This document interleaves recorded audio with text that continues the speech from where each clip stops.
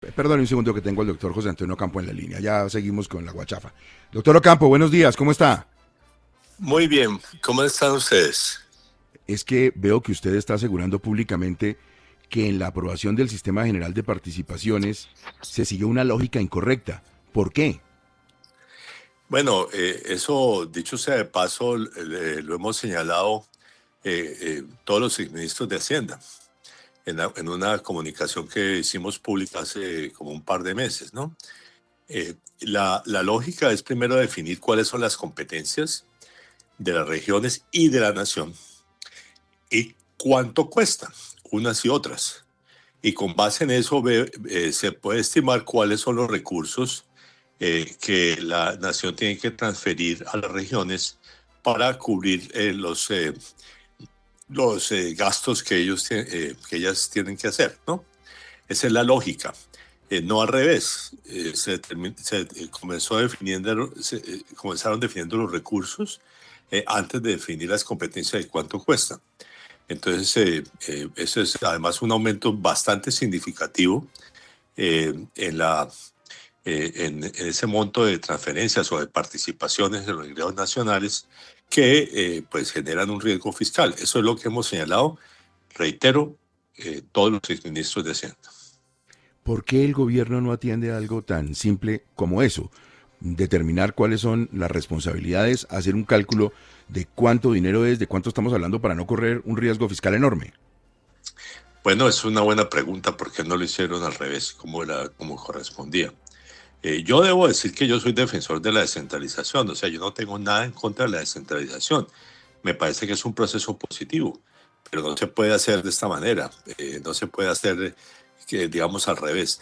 Hay además otro tema en el cual esa es una posición más particular, además porque me tocó vivirla como ministro de Hacienda en los años 90, y es que cuando uno tiene una participación en los ingresos corrientes de la nación, le limitan enormemente la capacidad de hacer reformas tributarias, porque pongamos con la norma que fue aprobada, el gobierno nacional hace una reforma tributaria para tratar de equilibrar sus cuentas y resulta que el 39.5% son gasto adicional, automáticamente.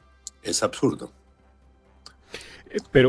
Doctor Ocampo, en opinión de algunos de sus colegas, incluso de alguna manera lo dijo también la representante que votó en contra de este proyecto, Catherine Miranda, esto lo que va a significar eventualmente es la quiebra del Estado colombiano, porque si se necesitan 9 o 10 o 12 reformas tributarias para poder pagarlo, pues se vuelve una cosa muy complicada.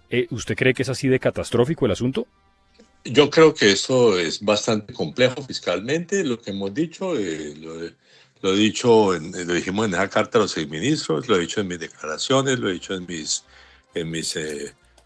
distintas declaraciones que he hecho sobre esa materia. Creo que fue un error lo que se hizo.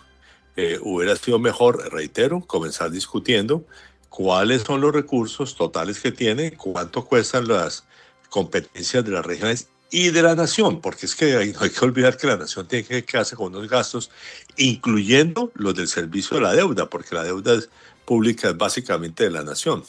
Entonces, eso era la forma de hacerlo. O sea, primero definir las competencias, cuánto cuestan, y con base en eso, pues se podría proceder a hacerlo, determinar cuáles son los ingresos. Además, cómo hacerlo.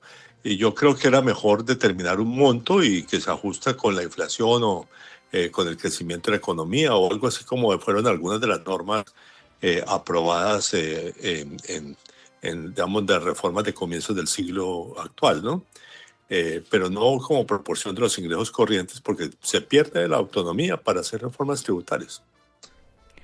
Doctor Ocampo, en un lenguaje básico para que la audiencia lo pueda entender, para quienes no tenemos este conocimiento técnico, ¿cómo funcionaba hasta hoy esa ejecución de los recursos y cómo va a ser de ahora en adelante en manos de los entes territoriales?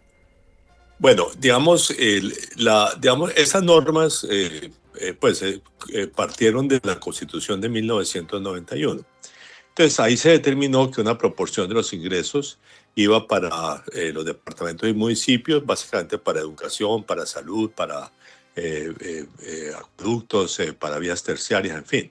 Entonces esa era como la norma y se puso un porcentaje creciente entonces en los años 90. De hecho a mí me tocó manejarlo como ministro de Hacienda y lo que pasó fue que pues eso fue parte de lo que reventó las finanzas del Estado a fines del siglo y la administración Pastrana tuvo que hacer una reforma radical en la cual se frenó digamos, ese aumento y se determinó además una fórmula que no dependía de los ingresos corrientes, sino que dependía pues digamos, de unos montos que se definieron como proporción de la economía en términos absolutos y que se iban ajustando con el crecimiento de la economía y con la inflación. Entonces, eso fue digamos, el cambio que hubo. Ahora, debo decir que lo que sí fue negativo fue que, digamos, la descentralización, que fue de hecho un proceso que se llevó a cabo bastante bien bajo los dos primeros gobiernos con la Constitución del 91, o sea, la administración de Gaviria y Samper, después se comenzó a revertir. Yo diría que especialmente después de la administración Uribe, que le fue dando más y más funciones al gobierno nacional. Entonces, ahí creo que fue un error precisamente que, digamos, se frenó la descentralización. Entonces, digamos, revivir la descentralización me parece que es un elemento positivo. Yo apoyo ese elemento totalmente. Lo que pasa es cómo hacerlo, es lo fundamental. Exministro, déjeme pecar de ingenuo. ¿Usted por qué cree que los congresistas aprueban algo tan irregularmente estimado y planteado mal por el gobierno? Bueno, esto es seguro porque tienen una presión de sus regiones. O sea, ustedes vieron ahí gobernadores, ¿no es cierto?, alcaldes presionando por eso. O sea, yo, te reitero, yo no estoy en contra de la descentralización, pero digamos, esta norma tal como fue aprobada fue contraproducente. Y yo creo que va a requerir otra reforma para echarla para atrás parcialmente, ¿no? Fuera de la ley que ahí quedó consignada y que tiene que determinar ya las competencias. Doctor Ocampo, muchísimas gracias, muy amable. Bueno, encantado de hablar con ustedes.